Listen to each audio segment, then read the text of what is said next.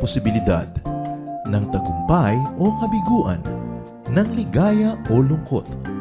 Kaya marapat lamang na tanggapin si Jesus bilang tagapagligtas at Panginoon. At matapos yun ay panariwain ang katapatan at paglapit sa Kanya bawat araw o day by day. Ang day by day ay naglalayong umalalay sa pang-araw-araw na pamumuhay. Narito po si Kuya Ed Lapis sa mensaheng pinamagatang Why Do Bad Things Happen to Good People?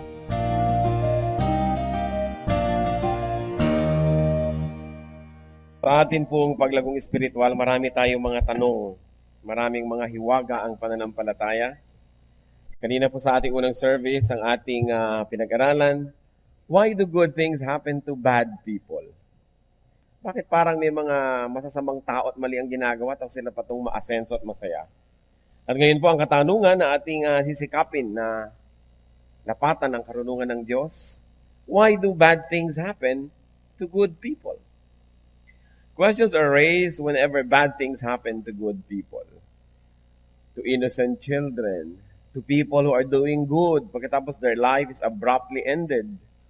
Tatanong iba, bakit hindi na lang nangyari yan sa mga killers, sa mga prostitutes, sa mga pagans, sa mga backsliders? Bakit nga ba? Why do bad things happen to good people? Panginoon naming Diyos, napakarami po naming tanong. Bagamat maliit ang aming kaisipan, napakarami pa rin di lubos na nasasagot at nasisiyahan sa aming mga pag-uusisa. Panginoon, nawa po marapatin ninyo na sa sandaling ito, madagdagan ang pagkaunawa namin ng maraming mga katotohanan. Madagdagan ang lalim ng pagkaunawa namin sa inyo at madagdagan ang tibay ng aming pananampalataya. Nihiling namin, Panginoon, na kayo po ang maging tagapagsalita. Bless your people, bless your church. Lift us out of ignorance, out of darkness. And may we have that portion of your wisdom that can be helpful for us to know you more, to love you more, to appreciate you more, and to be more like you. Lord, lead us. Be our speaker, please. We don't want to hear human wisdom. We don't want to hear a human voice, but we like to hear your voice. So we offer this time to you, our hearts, our minds. We offer to you all the mechanics and tools of communication. And may you find your servant as your footstool. Gawin niyo pong tungtungan ang inyong paa, inyong lingkod. Gawin niyo pong daluyan ang inyong mga salita, subalit kayo po ang magsalita at mangusap sa amin. In Jesus' mighty name, we reject all work of evil, all lies, all falsehood, all deception. And we ask for wisdom that we may recognize all of those things, Father, so that we may receive only that which comes from you. In the name of Jesus, we also reject and drive away and frustrate all work of evil men and evil spirits against His holy assembly. And ask you, Father, be King of kings, be Lord of lords. Receive our worship. And may your blessings emanate from your heart to ours. Lord, we enthrone you. We ask you to do what you have planned to do. Do your will, Father. We are your people. Lead us, teach us. In Jesus' mighty name we pray confidently. Why do bad things happen to good people? So, pakitanong yung katabi nyo, ikaw ba good? Kayo ba good? Why do bad things happen to good people? Unang-una, establish natin ang mga dapat ma-establish. There are no really good people. So, kung sumagot sa inyo kanina yung katabi nyo ng yes, sabi nyo, ikaw naman mapagbiro. Diba? May ilusyon ka yata tungkol sa iyong sarili.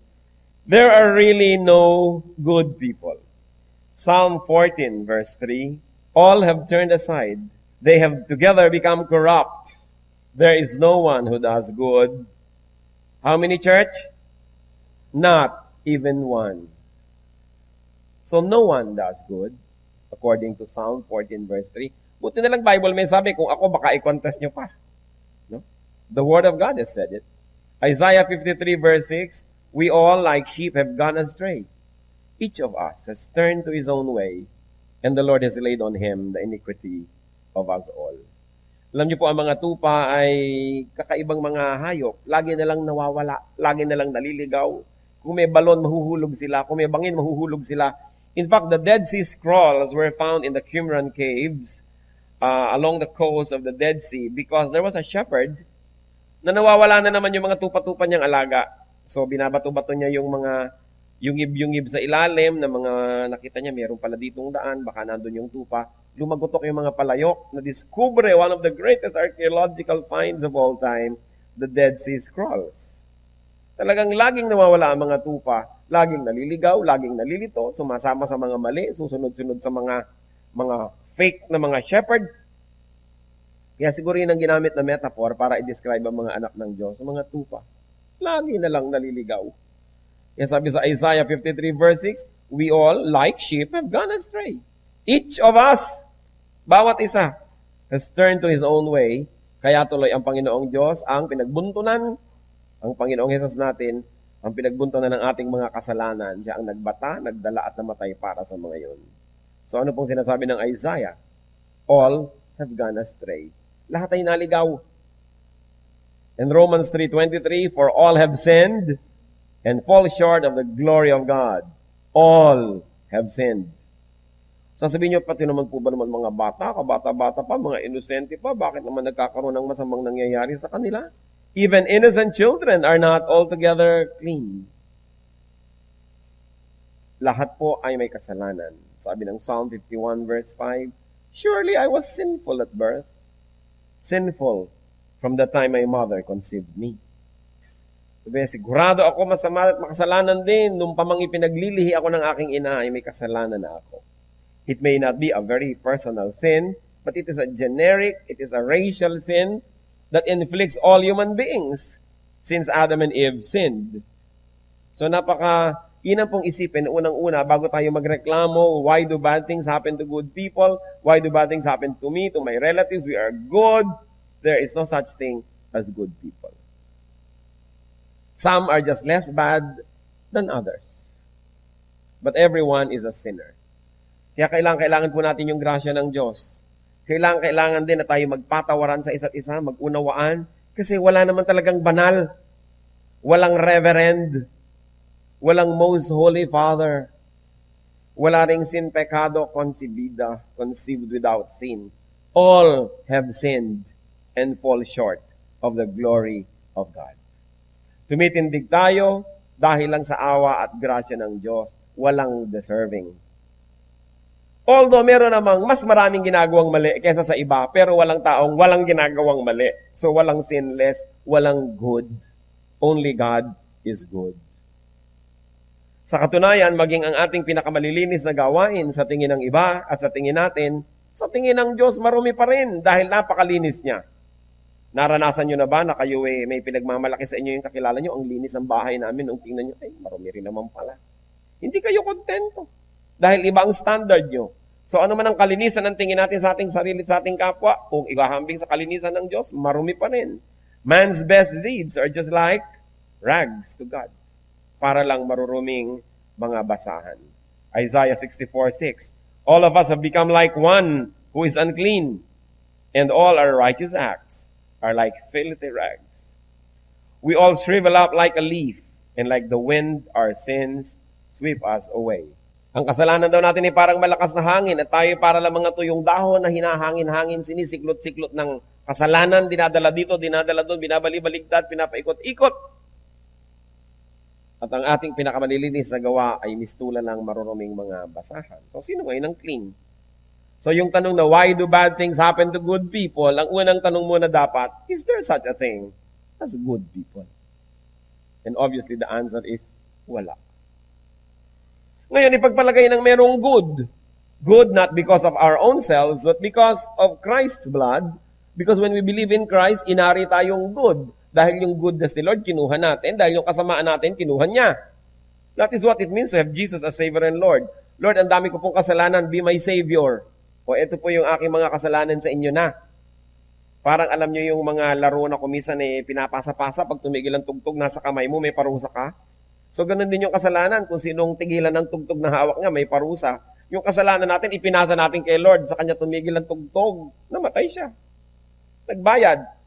Pero ang ipinasa naman natin niya sa atin, ang kanyang kalinisan, ang kanyang kabutihan. At yun lang ang pwedeng matawag tayong good. Yung dahil sa ating pananampalataya sa Panginoon, nalinis tayo, nahugasan, naging good tuloy, but not on our own account, not on our own merit, but because of what the Lord did. At kung ganun yung goodness natin, then there's such a thing as good people. Pwede nyo uling masabi sa katabi nyo, oo, tama pala, good ka nga. Pero hindi dahil sa'yo. Dahil sa pananampalataya mo sa Panginoon, itinuring ka tuloy na good kahit nga hindi naman. Kinuha kasi ng Panginoon yung kasalanan no, pinalitan ng kabutihan niya. Yan na ngayon ang hawak-hawak mo, suot-suot mo ang dugo ni Kristo. So pag nakikita ka ng langit, sinasabi, good, saint, banal, because of faith. Because when you believe in Christ, your faith is translated into righteousness. Kaya tinatawag na righteous through faith. At kung tayo po yung good na yon, then no bad thing happens to good people. Walang malas na Kristiyano. Walang naku, minalas kami. May masamang nangyari sa amin. Remember, I like to be emphatic that good here does not mean personal righteousness. Hindi po ganon. Kundi good here is righteousness through faith. Nasasabing mabuti dahil sa pananampalataya sa Panginoon. Romans 1:17, for in the gospel, our righteousness from God is revealed. A righteousness that is by faith from first to last. Just as it is written, the righteous will live by faith. Or the righteous will have life because they become righteous through their faith. So, ang pinipilit po kasi ng mga Israelite ay maging righteous on their own. Huwag mo itong kainin mo to. Huwag mo itong gawin mo to. Huwag kang pupunta doon, pumunta ka dito. So, pumipilit sila na bumuo ng righteousness by works. At ang ipinakita po ng Biblia, hindi magtatanggumpay kahit kailan yung righteousness by works. Kasi kahit anong gawin mo, kulang. Titimbangin ka, ngunit kulang. Kahit anong gawin, kulang. Kaya sabi, eto, ipinakilala na ng gospel yung ibang uri ng righteousness. For in the gospel, a righteousness from God, hindi from you, from God, bigay lang niya, is revealed. Ibinunyag, ipinakilala na ang isang uri ng kabanalan na galing sa Diyos. Ang kabanalan na mula umpisa hanggang dulo ay sa pananampalataya lang, hindi sa sariling gawa. So pag nanampalataya ako sa Panginoon, binibilang na akong righteous. Therefore, I am good. Romans 9:30, what then shall we say? That the Gentiles who did not pursue righteousness have obtained it. A righteousness that is by faith. Sabi, kita nyo yung mga hindi Israelita, kain ng kung anong bawal. Iba ang araw ng pangiling, hindi katulad ng mga Hudyo. Iba ang ayuno, iba ang araw ng kanilang pagsamba, iba ang sabat, yung mga hindi mananampalataya, lahat na ng kasalanan ginawa, hindi sinusunod ang mga utos ni Moses. Sabi niya yun, pero naging righteous. That the Gentiles who did not pursue righteousness have obtained it. At paano nangyari? A righteousness that is by faith, not by works. Sapagkat silang mga hindi Hudyo ay naniwala kay Jesus, ang kabalanan ni Jesus inilipat sa kanila at kinuha ni Jesus ang kasalanan nila. Mas napabuti pa sila kaysa sa mga Hudyo na pilit ng pilit maging mabuti pero tinanggihan si Jesus. Kaya ang kabutihan nila, inaasa nila sa sarili nilang gawa, kulang tuloy, hindi sila nagiging mabuti kahit kailan. Kaya sabi, this is a different kind of righteousness, a righteousness that comes from God. So yun lang yung nagiging good. In fact, yun ang nagiging Christian. Yung tayo'y mabuti, hindi dahil mabuti talaga tayo, kundi nananampalataya tayo sa Panginoon. Kuminsan nagdurugunan, lalamunan natin, kauulit nito, nagdadugunan ng tenga nyo, karirinig pa ulit-ulit. Kasi napakahalagang maintindihan, ba't ba tayo righteous? Bakit tayo nagiging katanggap-tanggap sa Diyos? Hindi dahil sa gawa natin. At kung tayo nagiging good, dahil ibinigay lang ng Diyos yung goodness natin, wala rin tayong karapatang magreklamo at manumbat sa Diyos na bakit po ako good, may nangyayaring bad. Yung goodness mo naman, hindi mo naman na-achieve. Ang lakas ng loob mo magreklamo. Yung goodness mo naman, ibinigay lang sa'yo. Tapos ngayon, gagamitin mong panumbat sa Diyos na ako po, good. Nagtuturo ako sa Sunday school, na born again ako, nagtatayt ako, good ako. Bakit nagkakasakit pa rin ako? Bakit mo ipapangahas isumbat sa Diyos yung pagiging good mo? Yung good na inibigay lang din naman niya. Kaya dapat tayong lahat ay lumulugar sa sarili. So good is not my own achievement. What else can good mean? Living in God's will and living according to God's purpose. Diyan po Paminsan-minsan, o depende sa tao, madalas nagiging nga tayong good. When after being made good through faith, in our daily lives ngayon, we do really what is good. Then nagkakaroon tayo ng good moments. Pero alam niyo naman na hindi naman laging ganun yun. Nagkakaroon din ng bad moments. Kaya yung good na yun, nandyan kumisan. Nandyan. At wala naman kumisan. But those who live according to God's will and live according to God's purpose are also called good people. And who else is good? Those who love God. So in that case, we can be called good. Because we love God even when moments when we fail. Mahal pa rin natin, kaya nga tayo nagigilty. Kaya nakikita niyo po, very complex yung meaning ng good.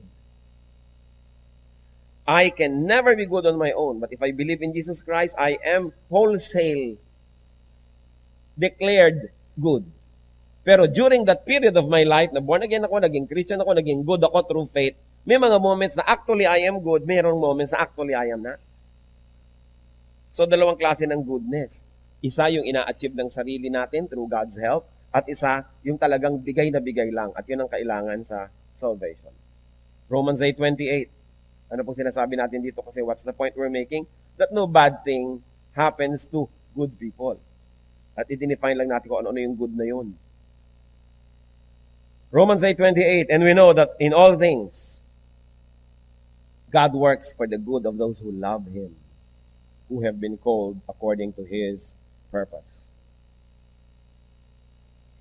So all things that happen to those who love God, do you love God? All things who happen to those who are called by God, and we have been called by God out of darkness into His light, all things that happen to those who love God and are called by God are blessings. Malinaw po ang Romans 8:28. Sabi ng ibang versions, everything that happens is a blessing to those who love God and obey His commandments. In other words, you love God. Pagkatapos may nangyayari pa rin sa iyo na parang bad, hindi yan bad, good yun. O kaya you were called by God for a purpose, for a mission.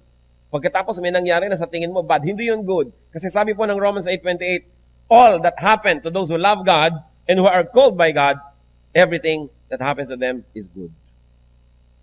So, bakit parang tingin ko hindi good? Tingin lang natin yun. Pero ang sabi ng verse, everything that happens to those who love God and who are called by God is a blessing. What are these things that sometimes we call bad? Sometimes, kinakapos ka ng pera. Mahal ko ang Diyos. Bakit kapos ang pera ko? Bad yun. Sabi, mahal mo ba ang Diyos? Tinatawag ka ba ng Diyos sa kanyang calling, mission, sa kanyang mission? Yes. Hindi bad. Paano naging good na kulang ang pera ko? Paano kung marami kayong pera, baka maligaw kayong landas? Baka hindi nyo kayang humawak ng maraming pera. Marami sa atin, sanay na from birth, humahawak ng konti. Pero hindi lahat sanay humawak ng marami. Kaya mas maraming nasisira pag maraming hawak kaysa sa konti. Kaya therefore, blessing naman pala na hindi ako binigyan ng marami. O, ano pa? Bakit hindi ka kasing ganda ni Venus de Milo? Blessing, kasi kung naging ganun ka parang kaganda, magiging kang marupok, magiging kang salawahan, magiging kang mayabang, kaya naging kamukha ka ng lata ng Milo. O di, blessing. Kasi sabi, mahal ko ang Diyos. Sumusunod ako sa Kanya. Nothing bad happens to me. Di blessing ito. Kaya ang dapat po, mabuksan yung mata natin at makilala natin kung paano naging blessing yon. Loss of things, loss of people. Sometimes may nawala. Sabi mo, paano yan? Umiibig ako sa Panginoon. Tapos biglang nawala yung ganong bagay. Sinabi sa Scripture. All things that happen to those who love God, who are called by God, are blessings. Di, blessing na nawala yan. Kumbaga sa halaman, tinalbusan ka. Diba yung tinatalbusan, nawawalan? Ang kasunod po pala lalago lalo. May natatanggal, nawawalan ka ng relasyon, minsan nawawalan ka ng tagumpay, nawawalan tayo ng mga bagay-bagay. Minsan merong isang naggagagapang dyan sa lahat ng mga silya dahil nawala ang isang hikaw. O minsan natatanggal na talaga yun para masabing, ayan, maging free ka na, huwag ka na kasing suot ng ganyan. Hahanap-hanap ka tuloy pag nawala. O dapat mahalaga, suot natin, nagagandahan tayo, pero kung nawala, hindi nawala. Hinanap mo ng konti, pero hindi ka naman, Crispin, Basilio, ang mga hikaw ko. Kasi nagiging slave tayo ng mga bagay, yung minsan na tinatanggal para ka pala maging free. Meron ngang mga pahabol-habol sa asawa, talagang kutakot-takot na hirap ang ginagawa, tapos biglang sumakabilang buhay yung asawa, sabi, "Sister, anong nararamdaman mo?" "Relief pala," sabi niya. "Lumaya pala ako." Kasi hindi po lahat ng nawawala ay kawalan, lalo't mahal natin ang Diyos, sumusunod tayo sa Diyos, because all the things that happen are blessings to those who love God. Ang dapat makita natin kung paano nagiging blessing. Sometimes, tumatanggap tayo ng discipline and correction in the form of pain, sorrow. Kumisan ay napapahiya tayo, yung pala mabuti, naging humble tayo. Kasi kung lagi tayo nagiging matagumpay, sobrang yabang naman ang nangyayari sa atin. Tulad ni Paul, meron siyang pain in the flesh, meron siyang thorn in the flesh. Sabi niya, 3 beses na ako nagmakaawa sa Diyos, alisin ito. Ayaw naman ng Diyos alisin. Sabi, mabuting nandyan yan to keep you humble. At nang lagi mo ako maalala. Kaya sabi ni Paul, ito nga yung weakness ko na to, na thorn in the flesh, it becomes my strength. Why? Because in that area, I don't depend on myself, but depend on God. So how can I be weak when I depend on God? Kaya sabi niya, when I am weak, then I am strong. So ang mga anak ng Diyos na tinatawag niya at nagmamahal sa Kanya, walang weakness. Dahil, pag meron tayong weakness, mahal natin ang Diyos, tinatawag niya tayo, sumasamba tayo sa Kanya, ipinauubaya natin sa Kanya yung weakness na yun. Siya ang nagte-take over. Kaya sabi ni Paul, then when I am weak, I am strong. Kaya pwede niyong sabihin sa katabi niyo, wala ka talagang weakness. Diba? Akala mo lang. Excuse mo lang yan. Para lagi ka magkasala, o ayan, ito na yung weakness ko, ito na yung weakness ko. Excuse mo lang yan. Dahil kung tatawagin mo ang Panginoon sa area of your weakness, magiging area of your strength yan eh. Bakit nananatiling area of weakness? Because you don't call upon God and you depend on yourself. Therefore, it becomes a continuing weakness. Mga emotional pain, sorrow, frustration, kumisan parang bad, but in the end, it strengthens us. At pag sanay po tayo na nahihirapan, nasasaktan, tayo mga veterano ng napakaraming mga digmaan sa buhay, ano nangyayari? Kahit ano nangyayaring putukan at mga gulo sa paligid, payapa ka pa rin. Sabi mo, I've seen it all, I've done it all. Hindi na tayo madaling matakot. Tapos natanggalan ka ng kung ano-anong mga asset sa buhay, nalaman mong buhay ka pa rin kahit wala yon, hindi ka naman takot na takot. Alam niyo po, one of the most difficult situations in life is to have so much and be afraid of losing them. Kaya pag ang dami-dami mong tinatangkilik sa buhay, kasunod na yung takot-takot na fear, paranoia, jealousy, unkindness. Magtataka nga ako minsan yung pang maraming pera, ang mas madamot eh. Kesa doon sa wala. Kasi sa takot niyang mawalan, sa takot niyang mawalan muli, lalo yung galing sa wala't nagkaroon. Hindi na halos maging matulungin sa mga kapwa wala na dapat nga nauunawaan niya yon. Para siya yung babae sa Wuthering Heights, kumakain ng kamote, sabi niya, I will never go hungry again. Hindi nyo alam ano. Kailangan magbasa-basa ng classics para alam natin ang tinutukoy sinong babaeng kumakain ng kamote. Kasi nagkaroon ng civil war, ang yaman-yaman pa naman niya dati, ngayon walang makain. Nung nakakita ng kaprasong kamote, kinain ng hilaw. Pero sabi niya, I will never go hungry again. Sa takot niya magutom muli. Kaya yung mga meron nga yan, ang mga mas madadamot pa kumisan, nababaligtad. Kumisan, hinuhubaran tayo, tinatanggalan, nagiging bare lahat to the minimum because we realize that we can survive with so little. That we really need so little. It doesn't mean na hindi tayo mag-i-strive na magkaroon ng nicer things, better things, finer things. Pero dapat alam natin sa puso natin, nandyan lang yan, ina-appreciate ko habang nandyan. Pero kung wala, pwede rin. Tuloy din ang buhay. O masaya ako, maraming ko akong kasama at kampe, pero kung wala, pwede rin. Basta kasama ko ang Diyos. Nag-e-enjoy ako ng napakaraming magagandang bagay. Salamat, I'll enjoy it while it lasts. Pero kung wala, pwede rin. Hindi natin dapat nililimot so that these things don't become our gods. And then weaknesses, inadequacies, as we have already mentioned, they become strengths whenever we depend on God in those areas. Sometimes even physical death. Sa biglang tingin, parang disadvantage. Paano kung di na kayo mamatay? 9 taong buhay pa kayo? Baka nagmamakaawa na kayo sa Diyos. Diyos ko po, tama na. Wakasan niyo ng aking buhay. Napagkakamala na akong driftwood.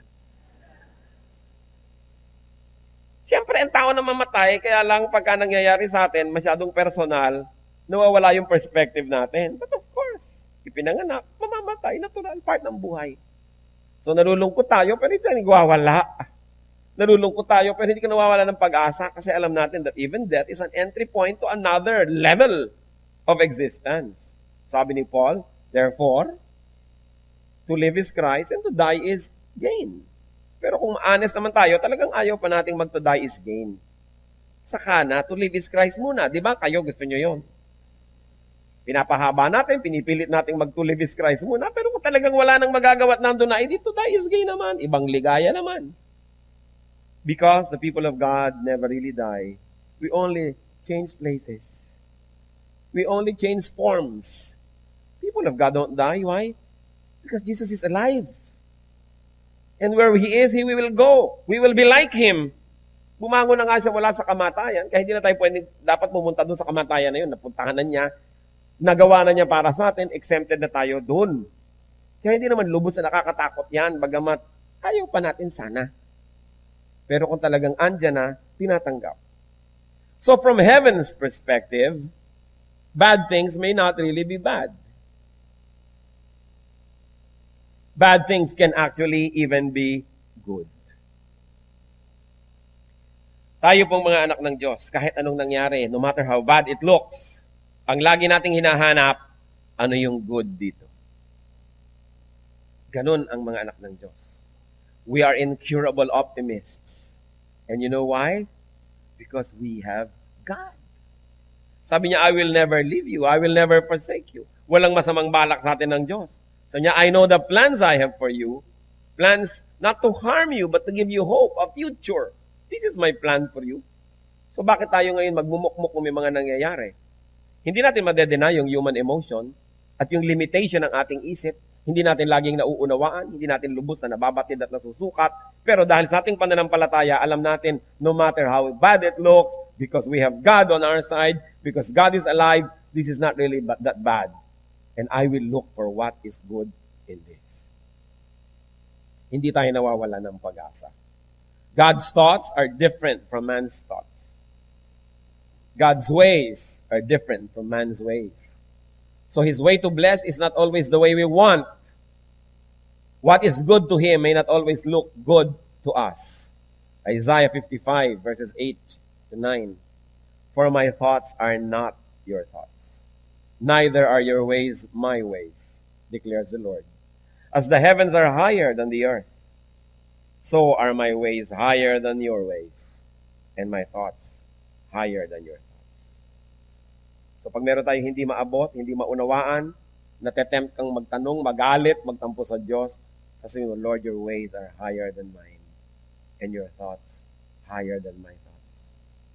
I will not be like this child na humukay ng kaprasong butas sa kaprasong hukay sa buhanginan sa tabi ng dagat. At sabi niya, ilalagay ko sa kaprasong hukay na ito ang tubig ng buong dagat na yan. Parang gano'n ang ating isip. Hindi niya kayang ilagay sa loob niya ang lahat ng tubig sa buong dagat. Hindi natin kayang malirip, maunawaan ang lahat ng thoughts ng Diyos.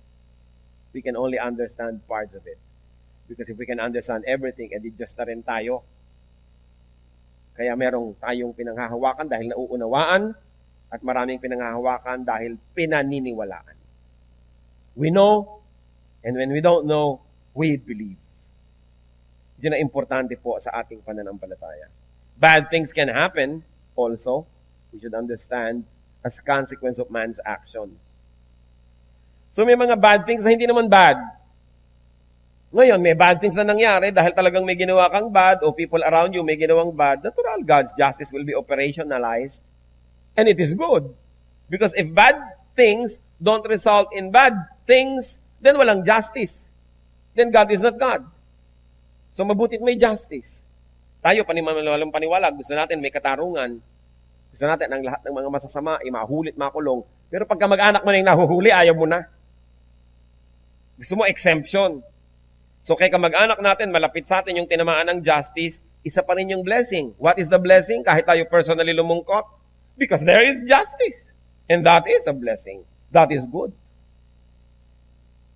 Kaya huwag natin laging pinepersonal ang lahat ng bagay kasi pag napepersonal, nawawala yung perspective natin eh.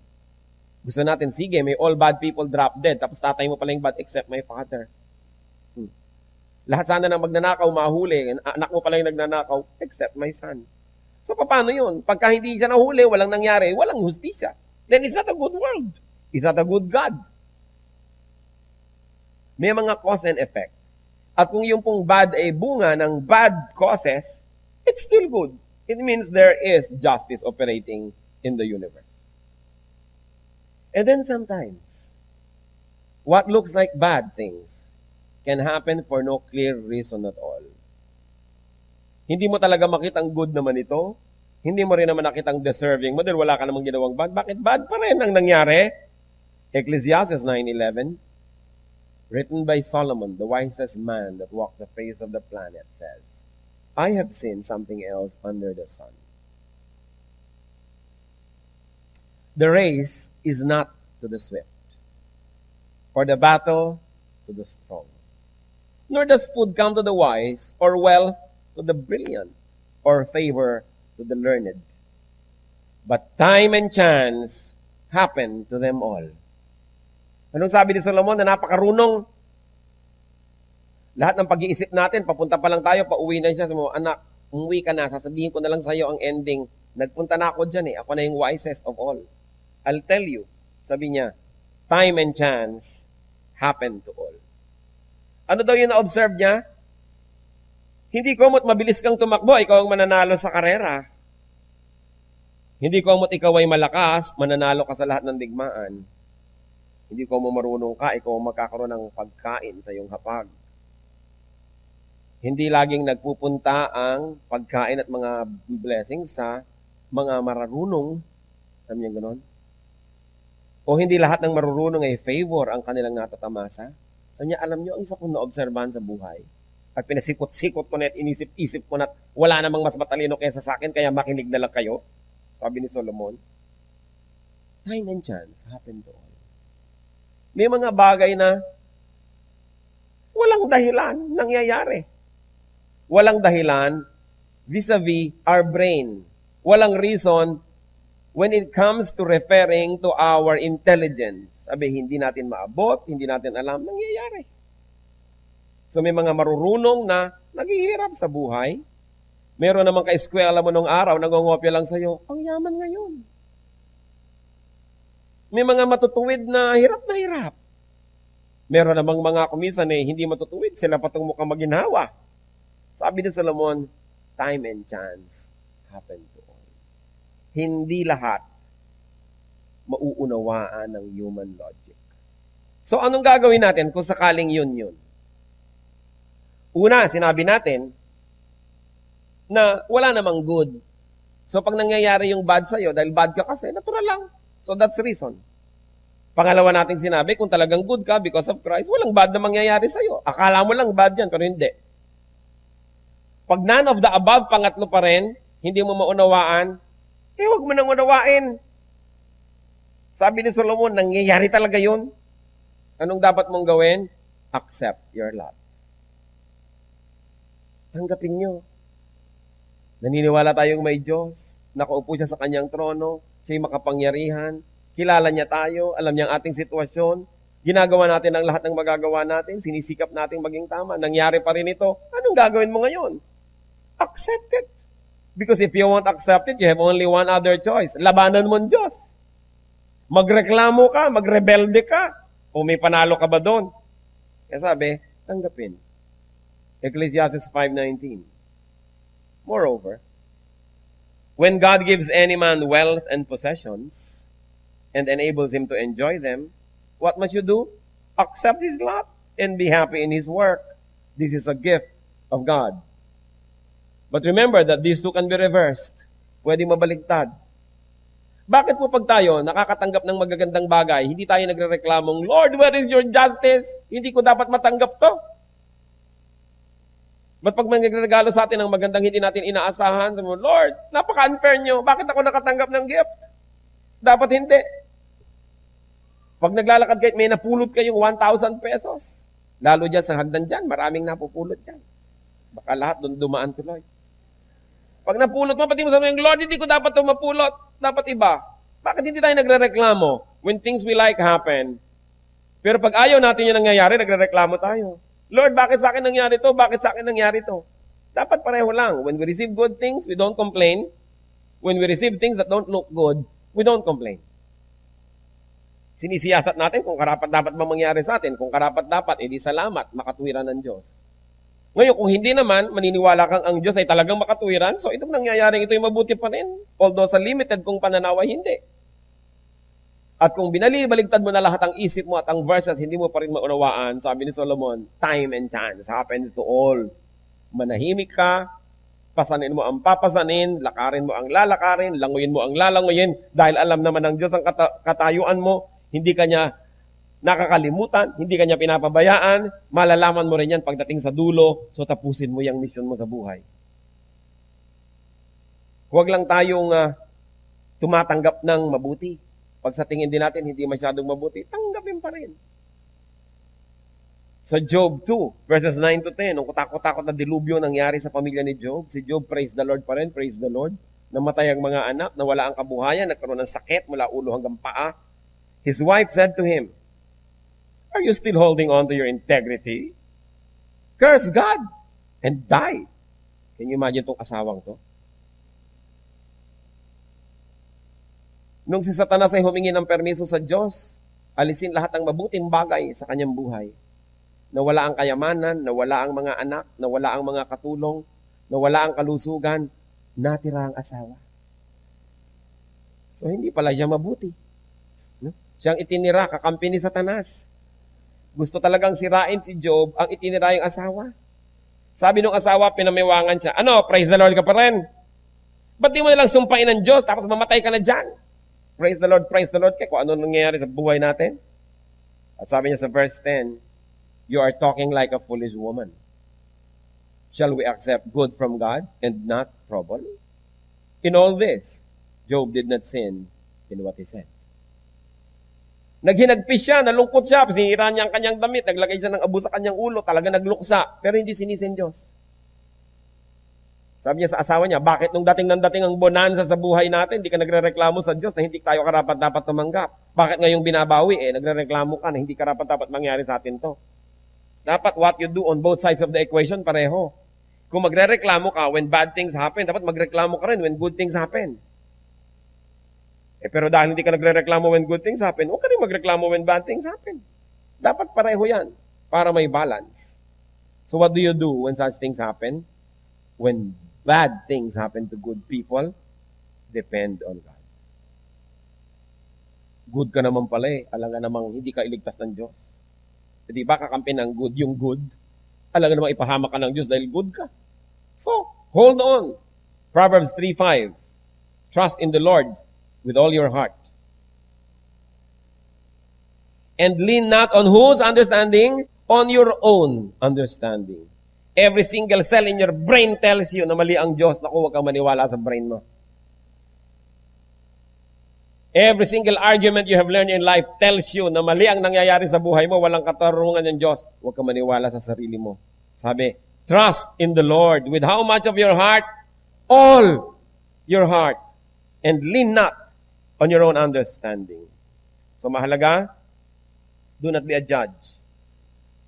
Pag sinabi nyo kasing, siya ay mabuti, bakit masama ang nangyayari sa kanya? China-challenge nyo ang karunungan ng Diyos. Anong malay nyo kung mabuti nga yun? Sabi nga sa Bible, kahit ang pinakamabubuti nating gawa, marumi pa rin. Minsan, bigay ka ng bigay sa kapwa, yung pala, nagpapa-invest ka lang para makontrol mo ang buhay nila dahil bigay ka ng bigay. O bigay ka ng bigay sa charity para malagay ka sa plaque, yung pangalan mo nandun sa kanilang tarangkahan. O kaya para ka mapuri o para madyaryo. O bigay ka ng bigay, actually, binibigay mo lang naman produkto mo para i-promote. No? So, investment lang yun. O bigay ka ng bigay ng mga damit kasi ang dami mo na, ang sikip na ng cabinet, namimigay ka na tuloy. Talagang mabuti ka, ibigay may bago. O, ba't yung luma? Hindi pinapaluwag mo lang cabinet mo, nagbibigay ka nung hindi masakit. Pero yung masakit ayaw mo ibigay. Ang tunay na pagbibigay, yung mahapdi. Yung ang sakit, ibinibigay mo pa rin. Yun ang bigay. Di po ba? So nakikita natin, kahit yung pinakamabubuti nating gawa, minsan may kakambal pa rin karumihan. Minsan ang alaga-alaga mo sa asawa mo para pag wala ka pala, miss na miss ka. O ibig sabihin, you want the person to be dependent on you. Minsan yung ina o yung ama, alinman, sobrang magmahal sa anak para, sinong mahal mo? Tatay, nanay. Para ikaw ang panalo. O yung kabutihan natin, investment para sa sarili rin. Kasi sabi, yung mga gawa nyo, ang dudumi. Kaya, kailangan, nagtitiwala tayo sa Diyos at huwag tayo nagja-judge. Ang bubuting tao, masama ang nangyari. Anong akala nyo? Mas mabait pa kayo sa Diyos. Kasi pag sinabi mo, ang bubuti nila, ang sama nang nangyari, parang yun ang sinabi ko, ako Diyos, hindi ko gagawin yan eh. Eh kayo ba Diyos? Alam ba natin? Alam ba natin? Sabi nga sa Bible, wala namang mabuti. Meron lang less bad than others. But no one is righteous. So huwag natin sasabihin, good yun. Kasi judgment yun. Bad yan. Judgment yun. What do we do? Have faith in God. Rely on God when bad things happen to us and to other people. So what can we learn? Enjoy whatever is at hand. Enjoy whenever possible. Dahil hindi lahat ng araw ay pareho. Malakas kayo ngayon, gusto nyo akyatin ang bundok Taal, akyatin nyo na. Hindi ako nagbibiro. Mamaya, paglabas nyo dito, tumuloy na kayo doon. Nakakatiyak ba kayong malakas kayo bukas? May gana kayong kumain ngayon, kumain na kayo. Baka bukas, bawal na. Dalawa lang naman ang uri ng tao eh. Yung gustong kumain pero hindi maka-afford at yung makaka-afford pero bawal. So, kailangan kung na-afford mo at pwede, gawin na. Meron kayong gustong gawin? Gusto nyong mag-aral ng ballet? Mag-aral na kayo. Kasi rurupok na ang inyong mga kasukasuan at lulutong mga buton nyo. Hindi laging pwede. Gusto nyo mag-aral ng piano? Gawin na. Gusto nyo mag-enjoy sa buhay? Gawin na. I was talking to one very popular couturier. Dinalaw ko yung bahay niyang pinag-uusap-usapan kung gaano kaganda. At minsan nandun ako sa vicinity. At meron kami pinag-uusapan. Sabi ko, alam mo, minsan gusto ko mag-wood carving eh. Kaya lang, ang busy ko ngayon eh. Alam, sabi niya sa akin, gawin mo na. Hindi ka naman nakakatiyak na laging steady ang pulso mo. Tama nga. So, titiyakin ko nang mag-wood carving na tayo agad. Kasi, hindi lahat ng araw ay controlled natin. There are really bad things that can happen. So, habang good, enjoy it. Pag dumating yung bad, at least may alaala ka ng mga good, pampalakas. Para bang kung may tag-ulan, may tag-gutom, meron kang in-store, meron kang hinanda, o magutom ka man ngayon, naaalala mong di bale, ang dami ko na naman nakain eh. So, meron kang pampalakas sa iyong kalooban. So, kung pwede po tayo maging masaya, sumaya na. May papatawarin kayo sa buhay, patawarin nyo na. Hihingi kayo ng tawad, sige na, gawin na, huwag nang tagalan. Dahil hindi tayo nakatitiyak sa pag-andar ng panahon. Sabi rin sa Bible, you do not know what a day may bring forth. At ano pong sabi ng si Solomon na naman, na nag-observe ng buhay kay runong-runong, Ecclesiastes 3, verses 12 to 13. I know that there is nothing better for men than to be happy and to do good while they live. That everyone may eat and drink and find satisfaction in all his toil. This is the gift of God. So ano daw yung gift ng God? Na tayo makainom, makakain, magkaroon ng kasiyahan mula sa mga bunga ng ating pagsisikap. So huwag nyo na masyadong i-withhold ang inyong kaligayahan. Merong sobra naman magtipid. So habang nagtatabi tayo ng konti para sa future, dapat marunong din tayo mag-enjoy yung here and now kasi hindi nyo alam kung nandun pa kayo sa future. Sabi niya sa Ecclesiastes 3:22, so I saw that there is nothing better for a man than to enjoy his work because that is his lot. For who can bring him to see what will happen after him? Ang sinasabi niya, enjoy his work. So, nag-e-enjoy ba kayo sa trabaho nyo? Kung di kayo nag-e-enjoy, layasan nyo yan, hanapin ninyo yung mag-e-enjoy kayo. Kasi sabi ng marunong na si Solomon, there is nothing better than to enjoy your work. Kasi kung hindi na kayo nag-e-enjoy sa trabaho nyo, hindi pa kayo enjoy sa sweldo, di sobra naman kayong kawawa. Eh ngayon, nag-e-enjoy kayo sa trabaho nyo, pero hindi naman masyadong malaking income, pero yung trabaho mismo is a reward, di sumasaya tayo sa buhay. Kaya iba, takot na mag-career shift. 40 na po ako, 50, pwede pa ako mag-career shift. Balak niyo namang mamatay 2 years from now. Hindi pa po. Pwede pa. Plan as if you're going to live for another 100 years. But live in holiness as if you're going to die now. Then you will be in a good situation in life. So, really, there are things that can seem to happen that are bad. Bad from our point of view, but probably not bad from heaven's point of view. Pero hindi pa rin natin ma-deny na sa tingin natin, bad pa rin. Pero alam nyo, there is no perfection in this planet that not even bad things cannot be perfect. Laging titigil din yan, magkakaroon din ng good. Kasi even terrible things cannot be perfect. May kulang pa rin yun, makakasingit pa rin yung good. Kaya pag nandun yung good, enjoy it. Pag dumadating yung difficult times, have faith in God. Depend on God. Trust in God. Travel on as best as you can because you know that God is with us every step of the way. Why do bad things happen to good people? There are no good people. So when bad things happen, dapat nating sabihin, tama lang, we deserve it. And because of that, hindi tayo nagkakaroon ng sama ng loob sa Diyos, hindi tayo nagagalit. But it doesn't mean titigil na tayo doon. Because we have God in our hearts. We can always work for the betterment and for the improvement of our situation. And for all intents and purposes, matapos nating sikaping maunawaan ang lahat ng bagay at sa tingin natin, bad pa rin, rely on God. Because our weaknesses can become our strengths. And because God is good, then bad is going to be temporary. Because permanent ang good. What is permanent is what is good. Ano pong sitwasyon natin sa buhay ngayon? Are you thinking, there are some bad people who are having a good life? So anything that is better than hell, we should be thankful for. Because people don't deserve anything better than that. But because of God's grace, He gives us a way out and He enables us to enjoy many things that we don't truly deserve. Dear Lord, may you examine our hearts. Sa mga nakikita po namin kumisan may mga nagrereklamo, bakit may masamang nangyayari sa mabubuting tao. Turuan mo kaming maunawaan yung mechanics ito, Lord. Una, to begin with the fact that wala naman talagang good people. That because of sin, everything has been twisted and the bad things that can happen as a result of sin is nothing but results of justice. Turuan niyo po kami, Lord, to appreciate your justice kahit pa nga kumisan nagiging personal yung application nito. Pakita niyo sa amin, Lord, that we should be godly kahit na po ang tinatamaan ay kami o mga taong malapit sa amin. And then again, Lord, give us the wisdom to know what cannot be known and to understand that we cannot know everything. That our mind is limited. We can fully comprehend how you work, how you operate in our lives.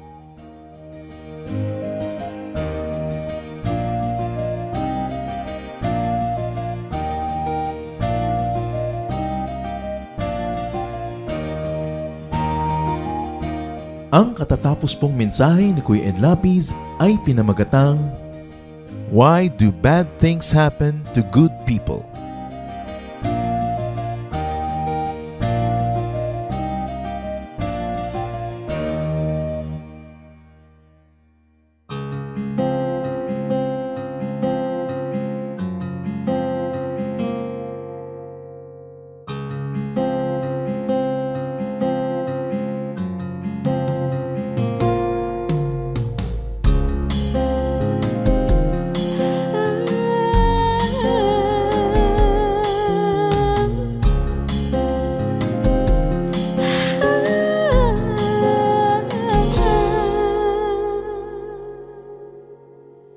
Pag-ibig mo o kailanin,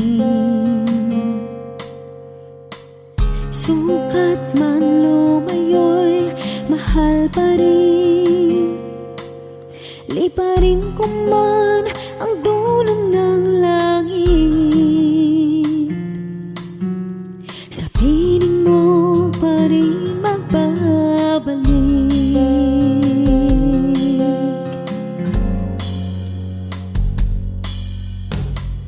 Kahit minsa'y magkasala, bakit tinuturing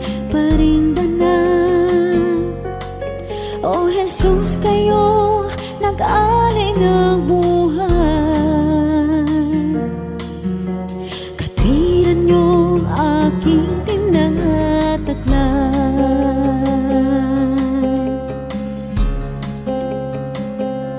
O tanggapin, papuri ay tingin, nagsasabing ikaw aking hari, Diyos na banal, ngalay tinatanghal, kabutihan mo sa'kin walang mali. O Diyos, salamat sa pag-ibig na wagas.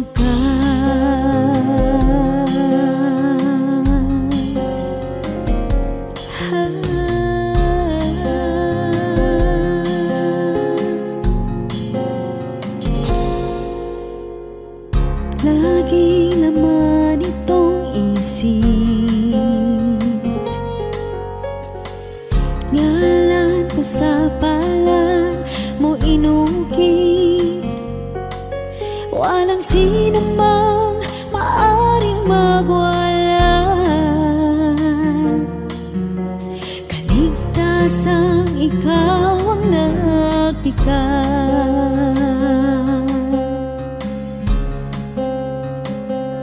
O tanggapin,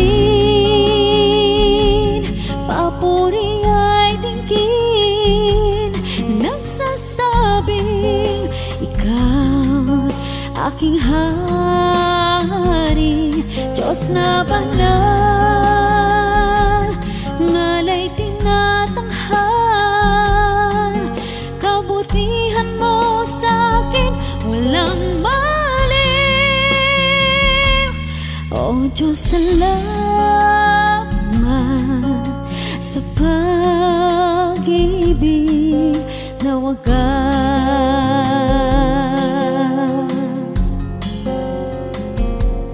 O tanggapin, papuri ay tingin, nagsasabing ikaw aking hari, Diyos na banal, ngalay tinatanghal, kabutihan mo sa'kin walang mali. O Diyos, salamat sa pag-ibig na wagas.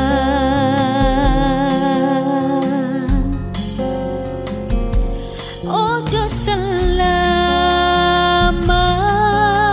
sa pag-ibig na wagas.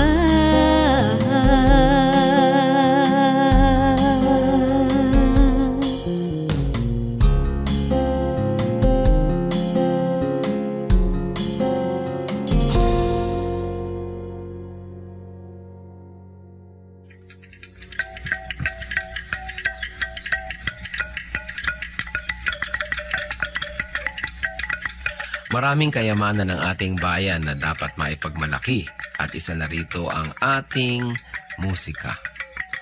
Napakarami ng mga instrumentong pangtugtog ng ating lahi. Isa na rito ang kulintang tamlang ng mga Maguindanao sa Cotabato.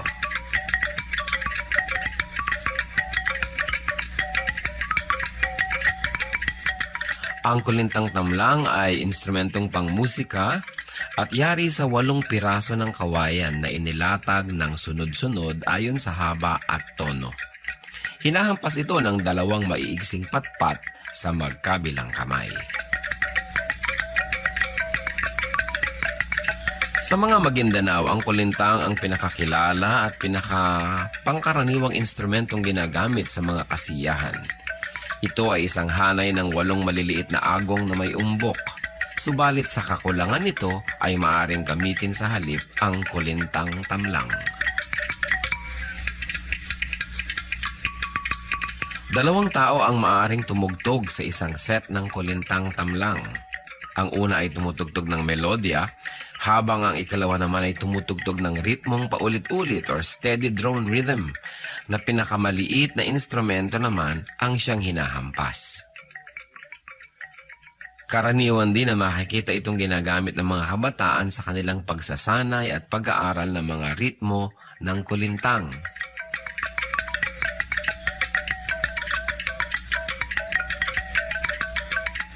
Yan ang kulintang tamlang ng mga Maguindanao sa Cotabato. Kayamanan hindi lang ng Maguindanao, kundi ng buong bayan. Marapat isuko sa Panginoon at gamitin sa paglikha ng musika sa pagsamba sa Kanya.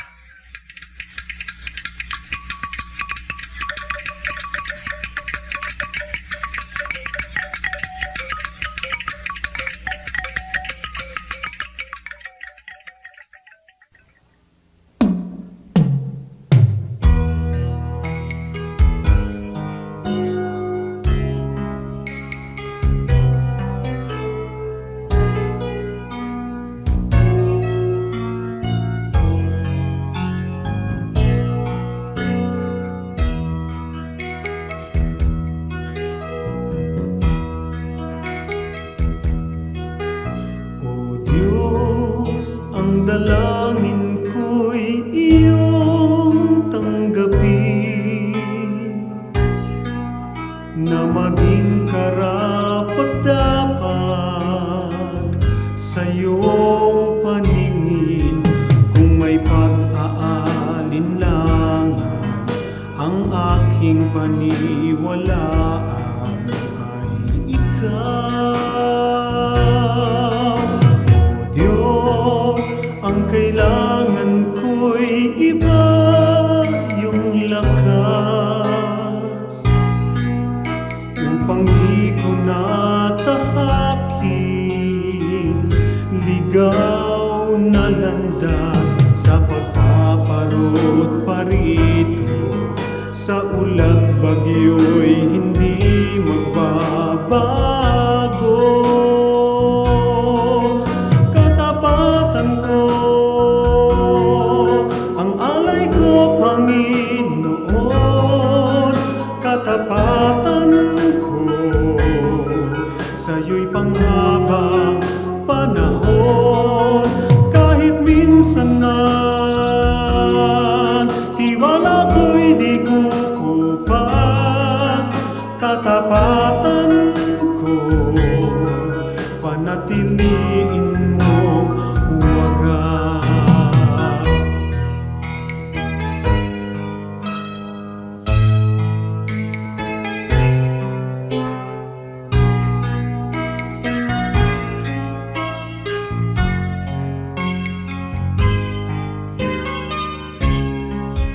Sa pagpaparot parito, sa ulat bagyo'y hindi magbabago.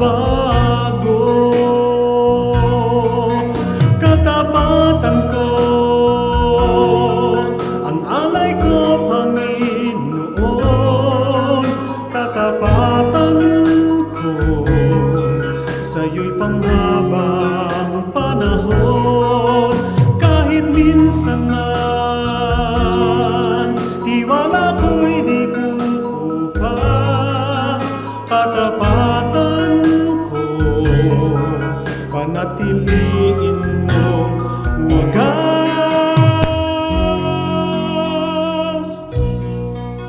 Panatiliin mong wagas.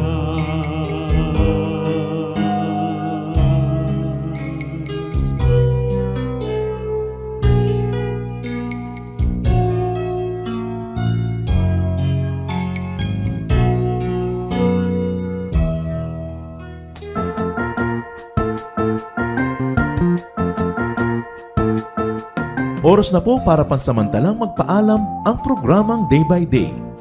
Tayo po'y magsama-sama tuwing ika-6 hanggang ika-7 ng umaga, araw-araw. Magandang umaga po at mabuhay ang Panginoong Hesus!